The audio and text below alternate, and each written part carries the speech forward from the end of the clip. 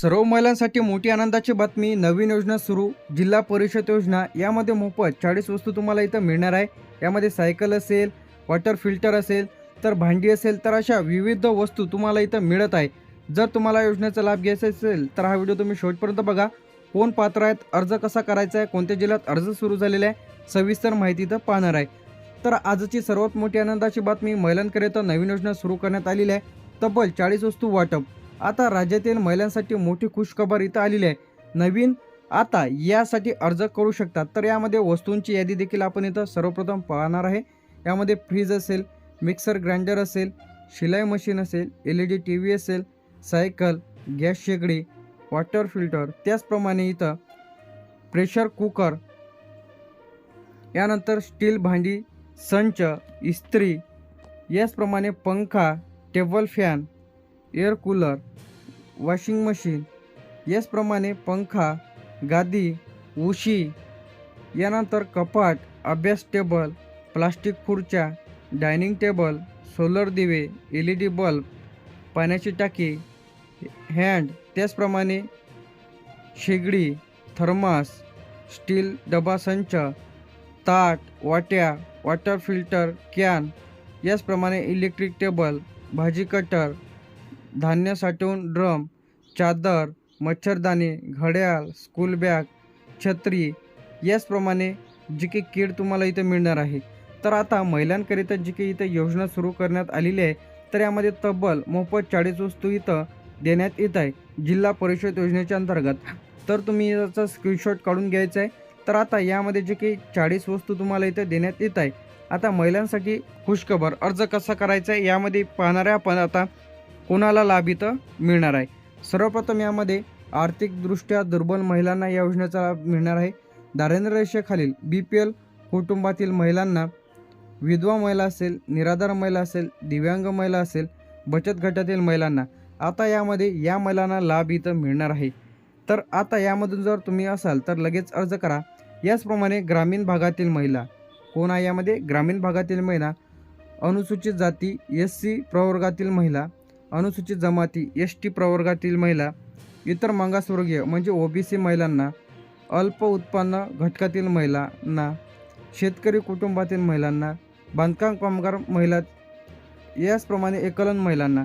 तर या महिला यासाठी अर्ज करू शकतात. तर आता SC असेल, ST असेल, OBC असेल, तर सर्वांसाठी ही जी योजना आहे सुरू करण्यात आलेली आहे. तर यासाठी लागणारे आवश्यक कागदपत्र, आधार कार्ड अनिवार्य आहे, रेशन कार्ड, रहिवासी दाखला, उत्पन्नाचा दाखला, बँकेचं पासबुक, फोटो, मोबाईल नंबर. तर आता 40 वस्तू मोफत. तर काही जिल्ह्यांमध्ये अनुदान स्वरूपात देखील तुम्हाला इथं दिलं जाते. तर हे जे योजना आहेत तर कोणत्या जिल्ह्यात सुरू झालेले आहे हे आपण सर्वप्रथम पाहणार आहे.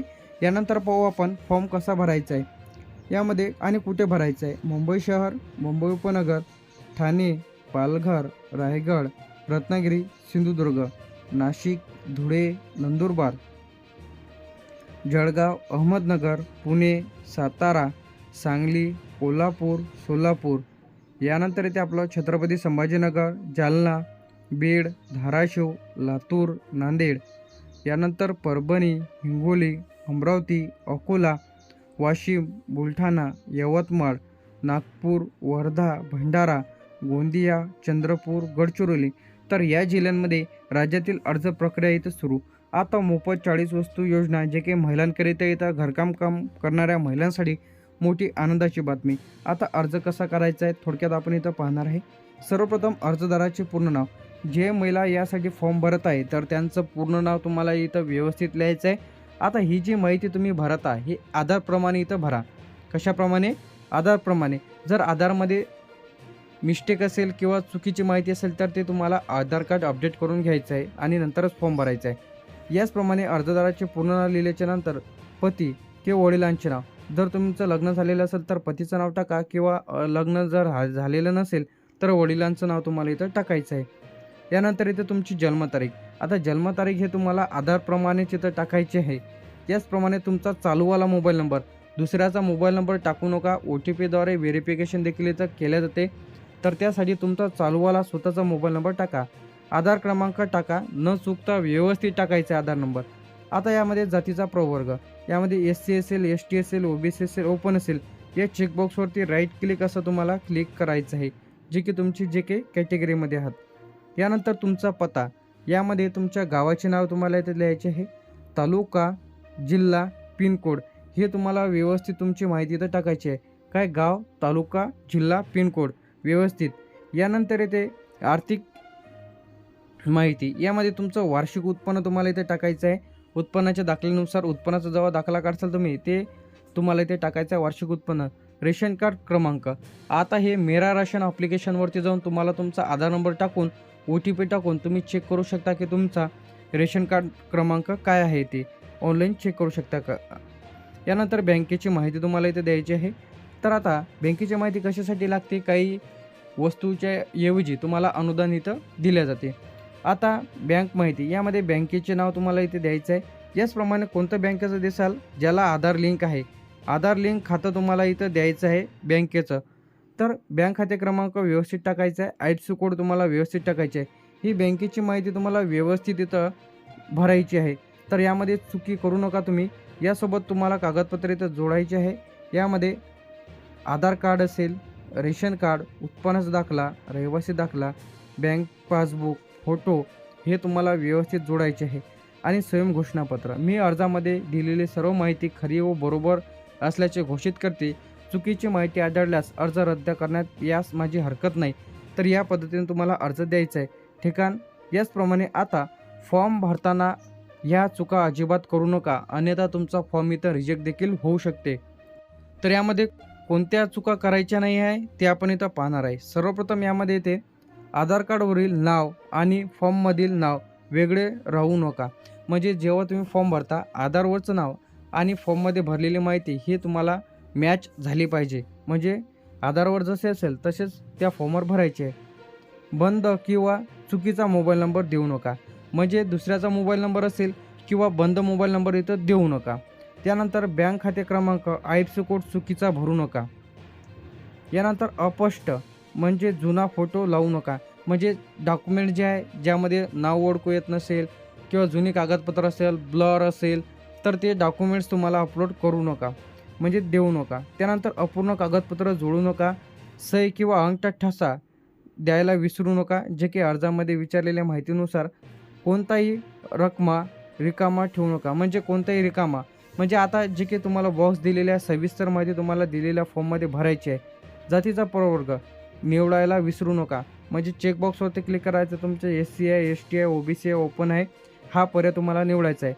वार्षिक उत्पन्न म्हणजे उत्पन्नाची चुकीची माहिती देऊ नका. जेवढं तुमचं वार्षिक उत्पन्न आहे तेवढंच तुम्हाला इथे द्यायचं आहे.